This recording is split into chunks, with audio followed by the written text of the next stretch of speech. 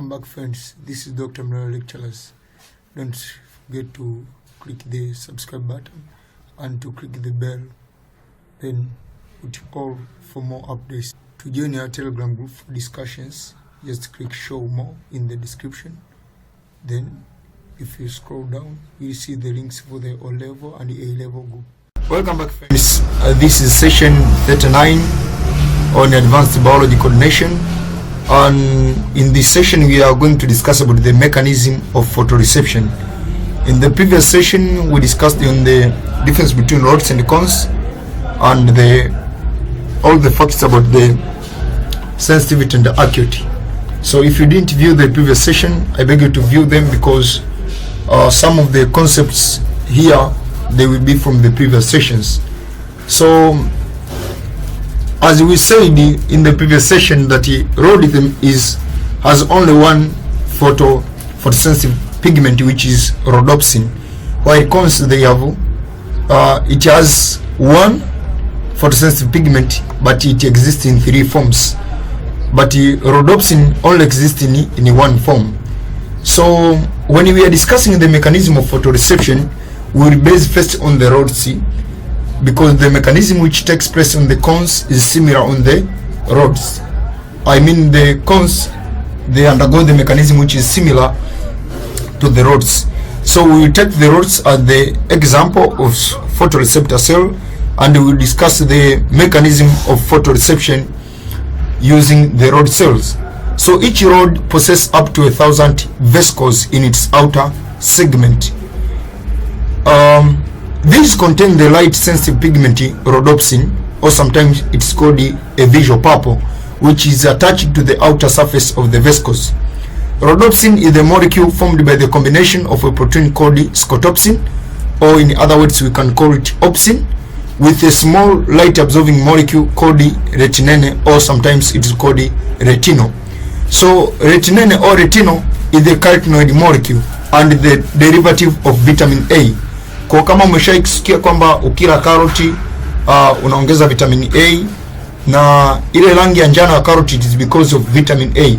Kwa kama umeshaisikia kwamba ukila karoti unaweza kaona vizuri, that is because the yellow color of carrot C, it is because of the retinene. So even the retinol in the rhodopsin of the eye, which is responsible for sensation of light, it is the derivative of vitamin A. So the higher the amount of vitamin A in the body, you will have the higher ability of sensing light. Na ndio maana deficiency of vitamin A huwa inahusika na kutokuweza kuona vizuri. So it exists in two isomeric form. Retinine, which is the derivative of vitamin A, it exists in two isomeric form according to the right condition. We have the cis-retinine, which is bent molecule in dark, and we have the trans-retinine, which is straight molecule, which occur in light. So the conversion from cis to trans-retinine occur when the light ray fall on this retinine molecule. I don't have the diagram which shows the structure of this retinine molecule, but again I beg you to visit the biological science book, and then you will see their structure. But it is not so much important for you to know their structure and how they are changing upon the light falling on them. But what is important for you to know is the mechanism of photoreception, because this is what you will be asked in your exam. So when a molecule of rhodopsin is exposed to light, it is known that one photon of light will produce the isomeric change from cis to trans. This change initiates reaction which will lead to splitting of rhodopsin into retinine and scotopsin, a process known as bleaching.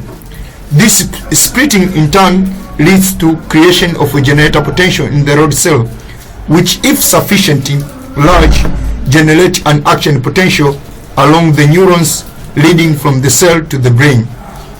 And as we know here, the neuron which is involved in the transmission of the nerve impulse from the eye to the brain, it is the optic nerve. So the reaction is rhodopsin, then bleaching in the presence of light, we get retinine plus scotopsin, and then the retinine is converted from cis to trans, and then that called the generation of the nerve impulse. Now, before the rod cells can be activated again in the same way, the opsin and retinine must first be resynthesized into rhodopsin. Rhodopsin is reformed immediately in the absence of further light stimulation, and therefore in the dark. The first process in the formation of rhodopsin, first trans-retinine is first reconverted, or it is first converted back into cis-retinine, and then recombined with scotopsin. This resynthesis is carried out by the mitochondria found in the inner segment of the rod cell, which produce ATP for the process. Resynthesis takes place longer than splitting of rhodopsin, but is more rapid in lower light intensity. Kwa kama jicho liko kwenye lower light intensity, that means in dark, the resynthesis of rhodopsin takes place fast or rapid as compared to the resynthesis of rhodopsin in bright light. And the process of synthesizing rhodopsin, again, it is called as the dark adaptation. And in total darkness, it takes about the 30 minutes for all rods to adapt and the eye to achieve maximum sensitivity again. So unaweza kusema kwamba inakuwaje sana, naweza nikakiona kitu sasa hivi na even before 30 minutes naweza nikakiona kitu kingine. It is possible to see kwa sababu we have many rod cell and we have many cone cell, and more especially in bright light we are using cone cell. However, the mechanism which takes place in cone cell and in rod cell, they are similar. But one thing that you should know is that it takes 30 minutes for all rods to adapt, not for one rod. So it is not necessary for 30 minutes to last from viewing one object until viewing another object. It can last even a few milliseconds to view another objects. So we have retinine plus scotopsin, we have dark adaptation, then it makes rhodopsin. Kwa hii ndio sababu ambayo ukiingia kwenye chumba fulani, let's say labda umeingia kwenye chumba fulani chenye giza, unakuta kwamba initially unakuwa ni kwamba kama vile hauoni kitu. That is because ulitoka kwenye light intensity kubwa, so ulikuwa unatumia cones for vision. Ukiingia kwenye light intensity dogo, manake inatakiwa itokee kama adaptation fulani, uanze kutumia rods, kwa sababu tunakuwa tuna dim light.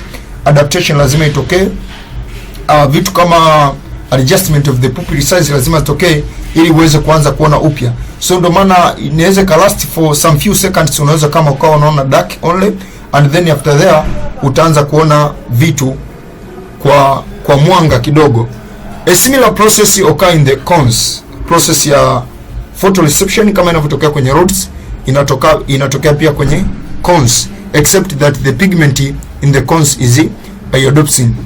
This is less sensitive to light, and so a great intensity is required to cause it blinking and generate a nerve impulse.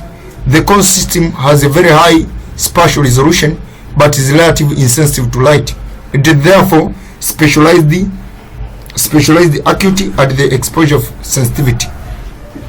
So the property of the cone system also allow us to see color.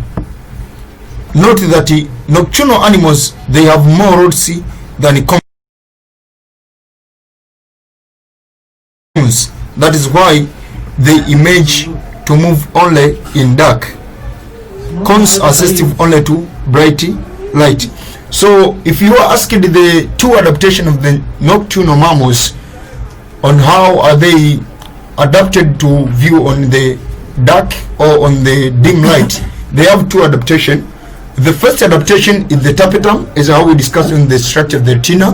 Tapetum allow the back reflection of light, and that back reflection of light allow the rods to absorb the light rays again, and that increases the sensitivity of the rods. And the second adaptation is that they have the large number of rod cells as compared to the other normal animals.